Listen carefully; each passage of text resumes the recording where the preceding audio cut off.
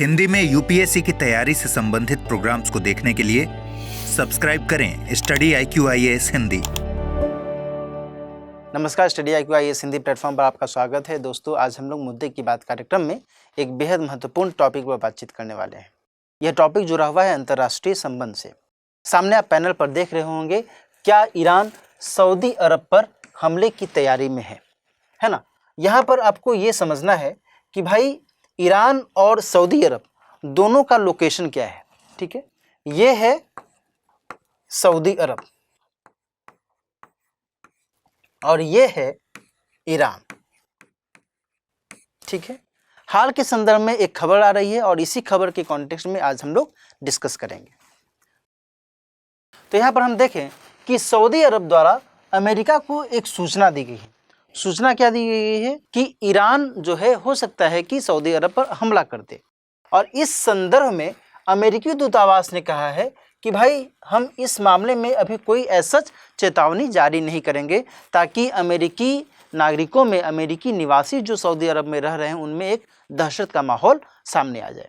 हालांकि यहाँ पर मैं आपको ये भी बताऊं कि भाई जहाँ एक तरफ सऊदी अरब और ईरान के बीच में अक्सर टकराहट की स्थिति देखी जाती है, वहीं दूसरी तरफ अमेरिका और ईरान के बीच में भी एक तनाव का माहौल देखा जाता है। अभी मैं आपको ये भी बता दूं कि ईरान में एक विरोध प्रदर्शन कुछ समय पहले से हो रहा है ना।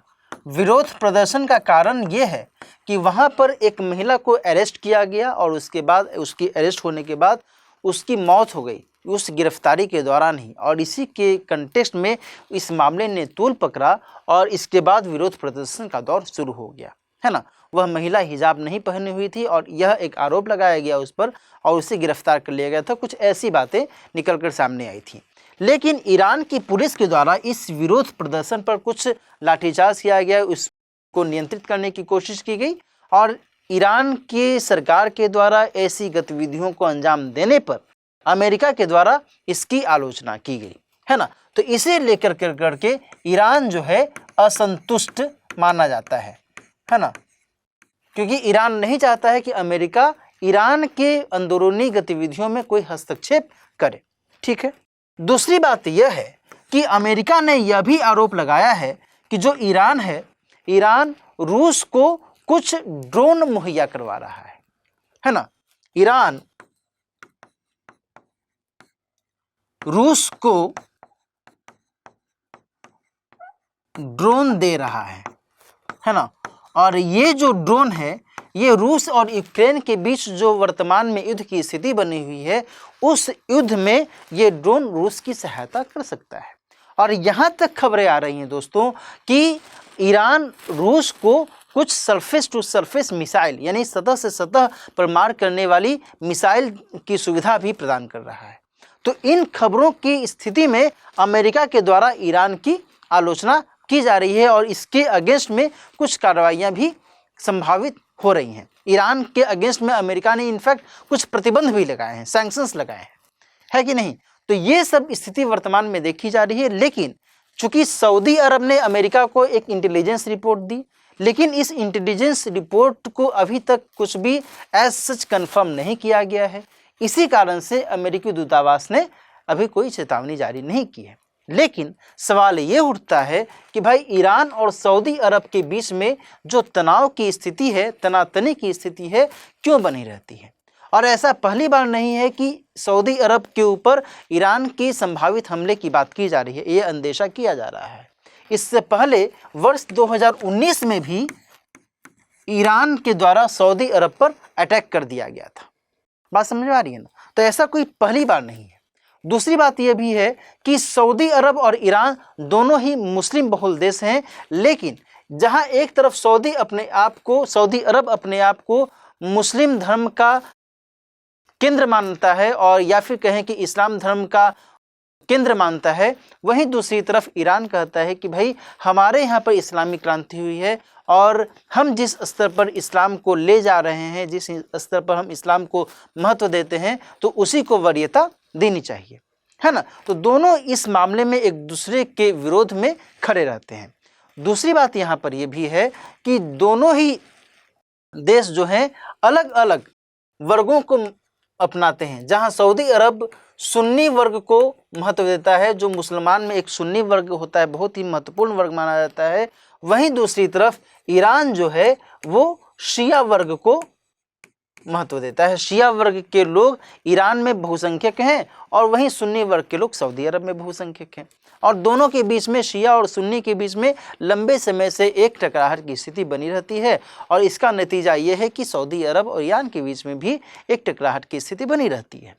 तीसरी बात यहाँ पर यह है कि क्षेत्रीय वर्चस्व के कंटेक्स्ट में भी दोनों देशों के बीच में टकराहट की स्थिति देखी जाती है, जहाँ एक तरफ सऊदी अरब और वहीं दूसरी तरफ ईरान, दोनों ही चाहते हैं कि इस क्षेत्र में, पश्चिमी एशियाई क्षेत्र में या फिर कहें मध्य एशियाई क्षेत्र में जो देश हैं वो हमारी सुने, है ना। सऊदी अरब चाहता है कि हमारी सुनी जाए और ईरान चाहता है कि हमें ही महत्व दिया जाए। यहाँ पर मैं आपको ये भी बता दूं कि ऑर्गेनाइजेशन ऑफ इस्लामिक कंट्रीज जो एक बहुत बड़ा संगठन है संयुक्त राष्ट्र के बाद, वहाँ पर इन दोनों देशों की सदस्यता है। उसके बावजूद भी दोनों देशों के बीच में अक्सर टकराहट की स्थिति देखी जाती है ना। तो इन सभी गतिविधियों को यहाँ पर हमें समझने की ज़रूरत है। अब हम आगे समझते हैं, जब हम अमेरिका की बात कर रहे हैं तो अमेरिका और ईरान के बीच में संबंध कैसा है ना। वर्तमान में ईरान में जो गतिविधियां चल रही हैं उसमें अमेरिका ने तो आलोचना की ही है, लेकिन इससे पहले भी अमेरिका और ईरान के बीच में ऐसा सच कोई बेहतर संबंध की स्थिति नहीं देखी गई है ना। यहाँ पर मैं आपको बताऊं कि वर्ष 2015 में नाभिकीय डील जो हुआ था वह बाद में 2018 में समाप्त हो गया, है ना। और यह जो नाभिकीय डील था, इसमें यह कोशिश की जा रही थी कि ईरान जो है अपने यहाँ पर संवर्धित यूरेनियम का एक निश्चित भंडार ही रखे, है ना। और उस संदर्भ में अमेरिका चाहता था कि ईरान की नाभिकीय क्षमता को नियंत्रित किया जाए, है ना। और इस बीच ईरान और संयुक्त राज्य अमेरिका के बीच में फिर से टकराहट की स्थिति सामने आई और 2018 में यह जो समझौता था, यह समझौता समाप्त हो गया। लेकिन यहाँ पर फिर से मैं आपको बताऊं कि इन सब गतिविधियों के बावजूद भी ईरान और अमेरिका के बीच में जो संबंध है, इस संदर्भ में अमेरिका का यह कहना है कि यह आवश्यक नहीं है कि जो अभी समझौता समाप्त हो गया है वह समझौता हम फिर से या फिर दोबारा से उसको हम रिवाइव न कर सकें, है ना।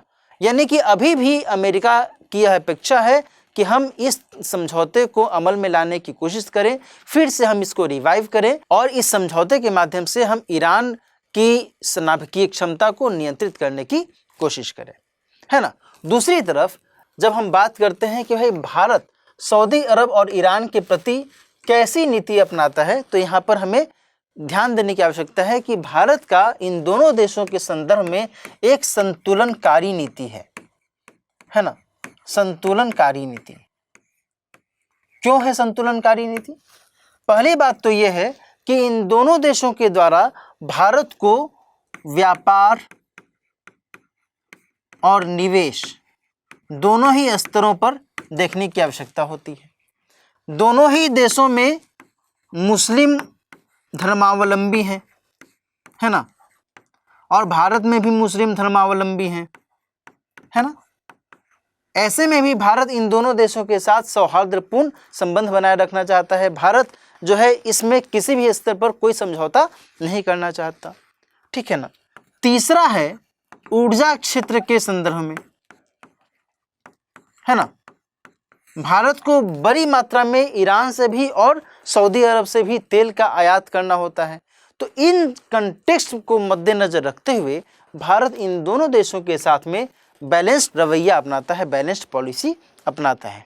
यहाँ पर ध्यान दीजिएगा कि ईरान के साथ ही भारत जो है ईरान की चाबहार बंदरगाह से होते हुए और फिर मध्य एशियाई देशों तक पहुँचने की नीति अपना रहा है कि नहीं। दूसरी तरफ भारत सऊदी अरब के कंटेक्स्ट में यह भी ध्यान देता है कि भाई सऊदी अरब में भारत से बहुत बड़ी संख्या में लोग रहते हैं, है ना, और वहाँ से भारत में बहुत बड़ी मात्रा में रेमिटेंस आता है। यानी कि वहाँ पर जो भारतीय निवास कर रहे हैं, जो भारतीय कामगार काम कर रहे हैं, वहाँ के रोज़गार में हैं, वो बहुत बड़ी मात्रा में भारत में धन भेजते हैं अपने परिवारों को, रेमिटेंस या जिसे हम विप्रेशन कहते हैं, ये जो मात्रा है ये मात्रा बहुत ही अधिक होती है। तो इस कंटेक्स्ट में भी भारत नहीं चाहता है कि सऊदी अरब के साथ जो संबंध है उसमें किसी भी स्तर पर कोई टकराहट की स्थिति सामने आए, है ना। तो ऐसे में यहाँ पर ध्यान देने की आवश्यकता है कि दोनों देशों के साथ भारत यहाँ पर बैलेंस्ड पॉलिसी को महत्व देता है ना। तो आज की चर्चा में हमने ये समझने की कोशिश की कि ईरान और सऊदी अरब के बीच जो टकराहट की स्थितियां रहती हैं वह क्यों अक्सर हाँ बनी रहती हैं, वर्तमान में सऊदी अरब ने इस पूरे मामले में क्या कुछ बातें कही हैं और अमेरिका का क्या कुछ वर्तमान में स्टैंड है। तो आइए इस चर्चा के आधार पर जो सवाल बन सकता है वो सवाल हम देख लेते हैं। सवाल है कि हाल के संदर्भ में ईरान सऊदी अरब के बीच तनाव के कारणों की पड़ताल कीजिए। जो हमने डिस्कस किया अलग अलग स्तरों पर उसे आप एक एक करके इसके उत्तर के तौर पर लिख सकते हैं। आज की चर्चा हम यहीं पर समाप्त करते हैं। मिलते हैं किसी और मुद्दे की बात कार्यक्रम में किसी और महत्वपूर्ण मुद्दे के साथ। तब तक अपना ख्याल रखिए। All the best.